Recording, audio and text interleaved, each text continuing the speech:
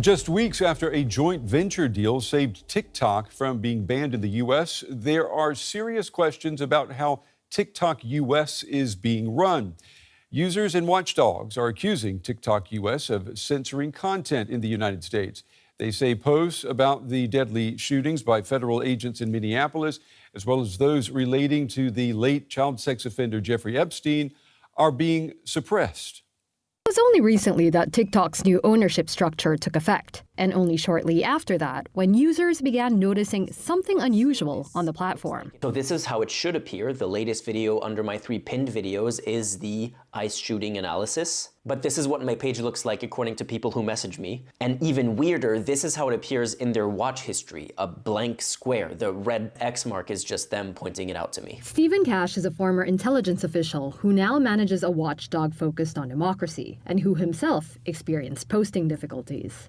I can tell you that we posted one video early in the morning and it got many, many hits. We have something like 35,000 followers. A second video, we just could not get it posted. And then when it finally got posted, it had only 1 view or something like that. And then we go on the other social media platforms, Twitter and Blue Sky, and actually TikTok and others. And we're seeing lots of people saying, we're seeing the same thing. Reports abounded of users having a hard time getting posts discussing the unrest in Minneapolis or referencing sex offender Jeffrey Epstein published. TikTok blamed technical glitches, referring to a, quote, infrastructure issue after a power outage at a data center. By now, the issues with posting appear to have resolved themselves, but suspicions that TikTok may have been suppressing content have not entirely gone away. But Stephen Cash thinks the damage may have been done anyway. It doesn't really matter if it's a power outage or not. It adds to the level of fear. It adds to the dislocation of our ability to talk to each other, communicate to each other, debate issues, talk about what's worrying us and what we can do to protect American democracy. TikTok's U.S. operations are now under a majority American investor group, following a divest or ban law that forced China's ByteDance to surrender control or face being made unavailable in the country. The new ownership includes powerful figures with ties to the White House, such as Larry Ellison, who founded tech giant Oracle, but whose conservative media empire has also increased his political messaging power. And these changes are happening at a moment when the administration faces accusations of using the levers of government to pressure media companies, from lawsuits and funding threats to regulatory scrutiny, in ways critics say distort the information Americans receive. Privately owned companies can do pretty much whatever they want to, but I'm not mad at TikTok. What I'm concerned about is that the privately owned companies are not functioning as privately owned companies anymore. They are starting to function as state-controlled or state-influenced companies. And that's the major difference. Would Larry Ellison and that consortium be owning TikTok now if the President of the United States had not pushed that, using all of the levers that he has? Would CBS be refusing to run the account of some of the ICE facilities? It's a reference to how, in late December, the network giant CBS abruptly pulled a completed 60 Minutes investigation into migrants deported to El Salvador's Sicot detention center, with the journalist leading the investigation saying she thought the report was sidelined to, quote, shield the administration. In the same way that posting issues on TikTok appear to have been solved, that CBS report also did eventually air. But in both recent cases, worries remain of a tightening of boundaries in terms of what Americans feel they can say or expect to see. Well, joining me now is Paulo Gebaldo. He's a sociologist at Complutense University of Madrid. He has been closely following platforms such as TikTok and their effects on politics and society. Paulo, it's good to have you with us tonight. We know that platforms such as TikTok, Instagram, Facebook, YouTube, they all use algorithms to curate our content. They push us content. So why should we be so concerned about what's happening over at TikTok US and the takeover there? Yes, I mean, as you say rightly, algorithmic curation is something common to all these platforms, and it has a functional purpose.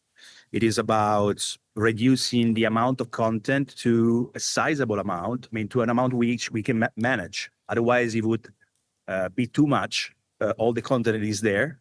So it is allowing us to have a manageable chunk of content, as it were, according to what the platform sees as our interest, as our taste, as our previous interactions with the platform. And therefore, it is useful. It can be socially useful. I mean, this is what recommender systems in general do. What is the problem with TikTok? The problem with TikTok is that this is clearly, I mean, in any case, many of these platforms, profit motive leads algorithms to emphasize extreme content, very high intensity content, sensationalistic content, which of course is socially problematic. It can lead to various pathologies.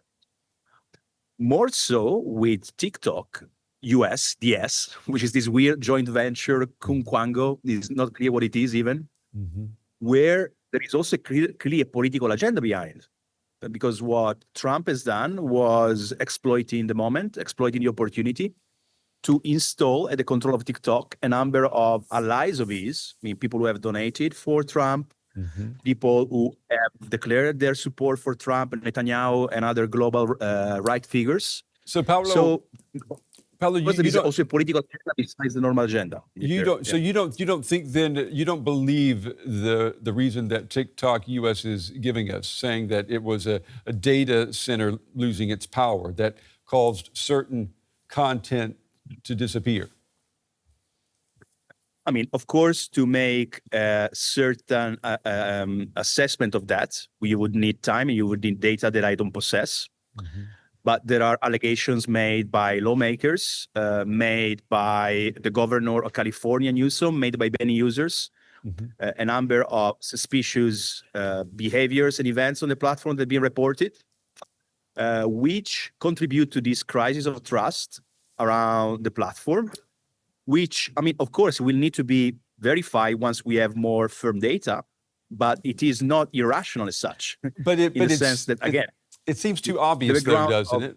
Paolo, doesn't it seem too obvious, though? I mean, if TikTok US really wanted to suppress and censor certain types of political content, wouldn't it be able to find a less obvious way to do it? I mean, your eye, my eye, we see it immediately. They've got to have a different way to do it, wouldn't they? I mean, actually, algorithmic censorship, because it's curation that descends into censorship, it's a rather subtle and invisible way of doing it in a certain, to a certain extent. In the sense that the most hard-headed way would be to ban accounts, would be to stop people from posting altogether. And there have also been episodes of that on TikTok and other platforms of voices that are considered, whatever, unacceptable by the power that be. With algorithmic curation, it's quite invisible, right? Because you don't see the algorithm. The algorithm is proprietary. The algorithm is a black box. What you see are the consequences of the algorithm, and they can be also very tiny, but even tiny changes can change the landscape, the climate of a platform. And the fact that there are so many people on TikTok in the US, I think it's about 130 million.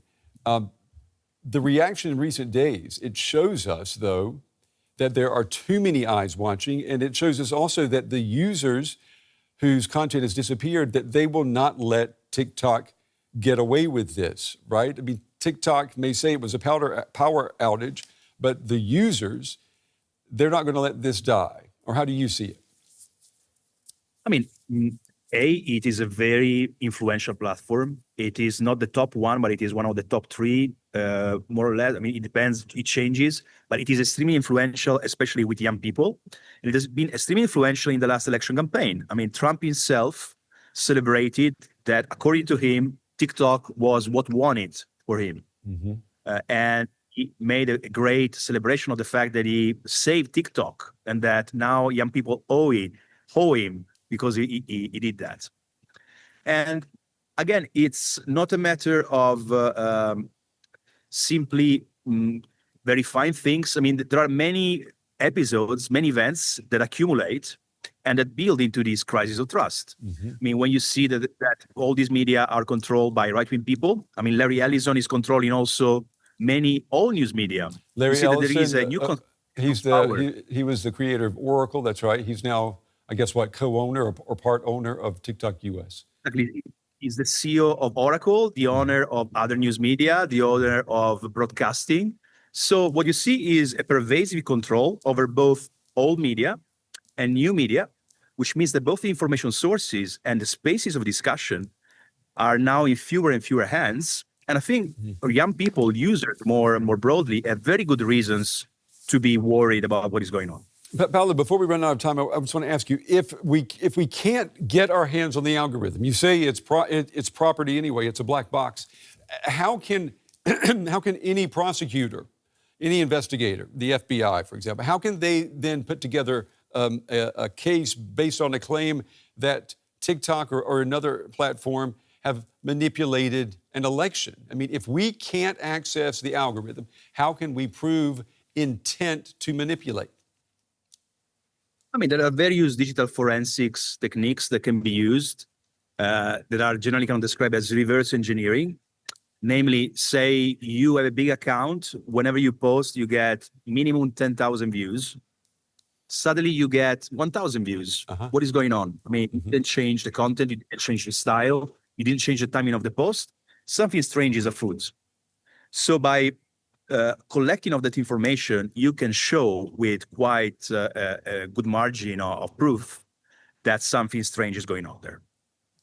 Okay, well, I'm sure that this story will have long legs. Maybe we'll be talking again to see how TikTok deals with this. Paolo Gebaldo, it's good to have you on the show. We appreciate you sharing your insights tonight. Thank you. Thanks for having me. Bye-bye. Bye-bye.